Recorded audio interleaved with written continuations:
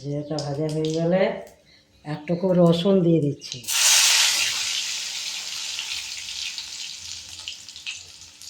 রসুনটা একটু ভাজা ভাজা করে নিচ্ছি।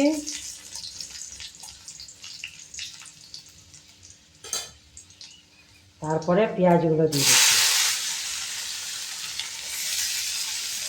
একটু বেশি পেঁয়াজ লাগে, কারণ এটা মানে সে বাটি চচ্চড়ি, কিন্তু বাটি চচ্চড়ির মতো নয়, এটা খেতে খুব সুন্দর হয়। তো পেঁয়াজটাকে আবার একটু ভাজবো, খুব বেশি না, হালকা। পেঁয়াজটা ভাজা হোক, তারপরে বলি এটাতে আছে একটুকু সয়া সস, 1 চামচ মতো সয়া সস আর নুন আর হলুদ দিয়ে 10 মিনিট আগে আমি এটাকে ম্যারিনেশন করে রেখে দিই। এই দেখো কুচো চিংড়িটা আগে পেঁয়াজটা ভাজিয়ে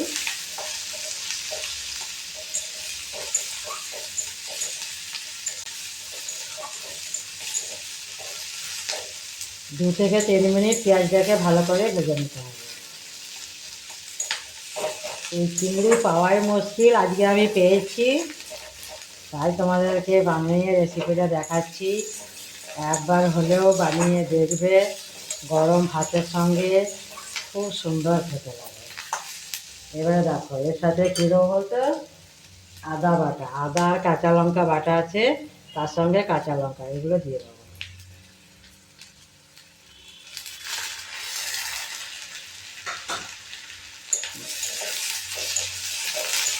আর খুব সহজ রান্না, কোনো ভাজাভুজি, কোনো ঝামেলা নেই, মাছটা কোনো মশলা নেই, শুধু একটু পেঁয়াজ রসুন আর আদা বাটা, আর কিচ্ছু নেই। দেখো বন্ধুরা, মোটামুটি পেঁয়াজটা আমার ভাজা হয়ে এসছে।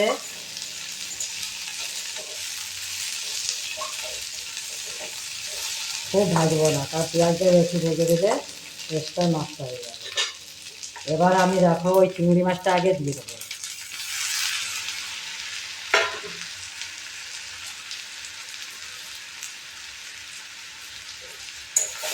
দিয়ে 2 মিনিট নেড়ে নেবো এটা।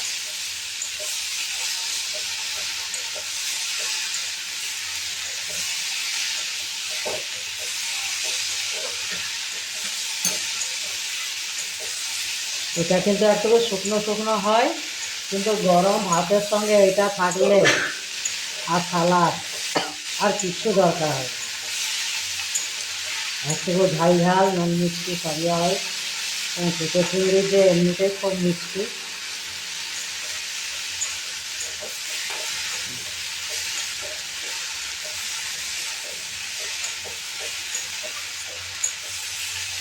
আমি কিন্তু হলুদ টলুদ সব দিয়ে দিয়েছি, নুনও দিয়ে দিয়েছি। এবার একটু লাস্টে দেখবো চেখে, যদি নুন না হয় তখন একটু নুন দেবো, আর এর মধ্যে কিচ্ছু দিতে হবে না। এবার শুধু দিয়ে দেবো এই দেখো টমেটো। টমেটোটা একটু বেশি দিলে বেশ ভালো হয়। এইটাকে দিয়ে আবার 5 মিনিট নেড়ে দেবো।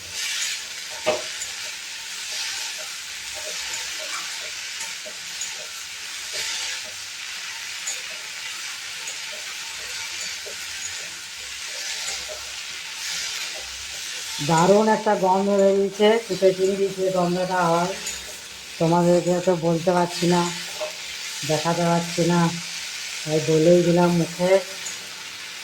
তোমরা একবার হলেও প্লিজ একবার করে দেখবে। আর আমাদের চ্যানেলটাকে একটু লাইক শেয়ার কমেন্ট সাবস্ক্রাইব করে আমাদের পাশে থাকবে, কারণ আমরা এখন জাস্ট শুরু করেছি রিটায়ারমেন্টে। অত বসে বসে বাড়িতে তোমরা যদি একটু লাইক শেয়ার করো, তাহলে আমরা একটা ইন্সপিরেশন পাবো। তোমাদের আশায় বসে থাকলাম।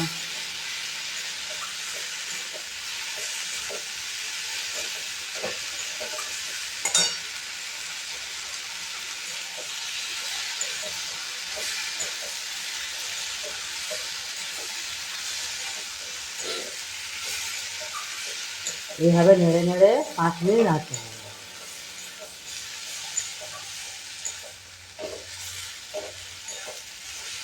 টমেটোটা নরম হয়ে গেলেই রান্নাটা হয়ে যাবে। তো দেখো বন্ধুরা, কত সহজ রান্না, কিচ্ছু নেই। বেকিলাররা তো খুব সুন্দর বানিয়ে দেবে, বাড়ির যে কেউ বানিয়ে দেবে এটা। এবারে একটুকু জল দেবে।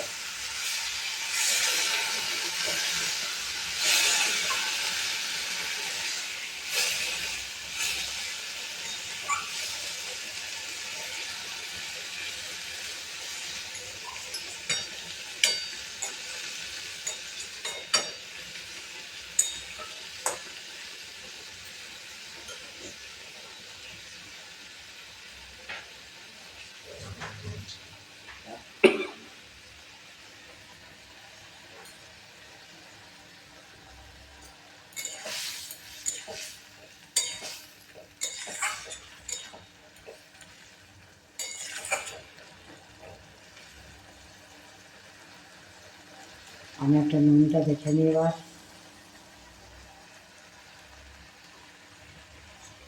একটুকু নুন লাগবে বন্ধুরা। দেখতে পাচ্ছ বন্ধুরা, কত সুন্দর দেখতে হয়েছে।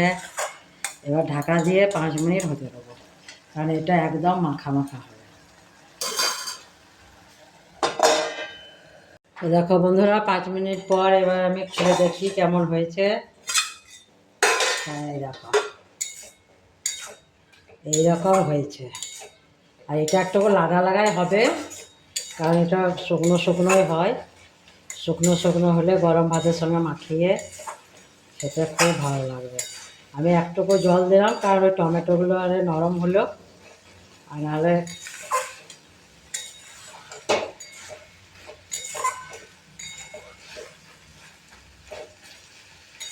তোমরা দেখতে পাচ্ছ বন্ধুরা, কত সুন্দর হয়েছে দেখতে, আর খেতেও দারুণ হয়।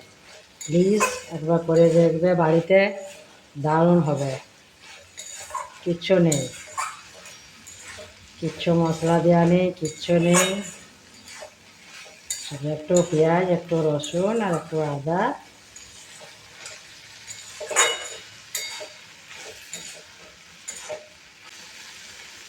তো বন্ধুরা দেখো, রেডি টু সার্ভ। এই হলো আজকে আমাদের চিংড়ি মাছের চচ্চড়ি। তো তোমরা কমেন্ট করে জানাবে কেমন হয়েছে। প্লিজ লাইক শেয়ার করবে। বাই বন্ধুরা। আমি এবারে গ্যাসটাকে অফ করে নেব। দেখো পুরো মাখা মাখা হয়ে গেছে, ভেতর থেকেও হালকা তেল বেরিয়ে গেছে। ওই জন্য তেলটা একটু বেশি দিতে হয়, কারণ তেলটা একটু বেশি দিলে মাছটা যখন পুরো তৈরি হয়ে যায় রেসিপিটা, তখন খেতে টেস্টি হয়ে গেছে। দারুণ গন্ধ করেছে, দারুণ।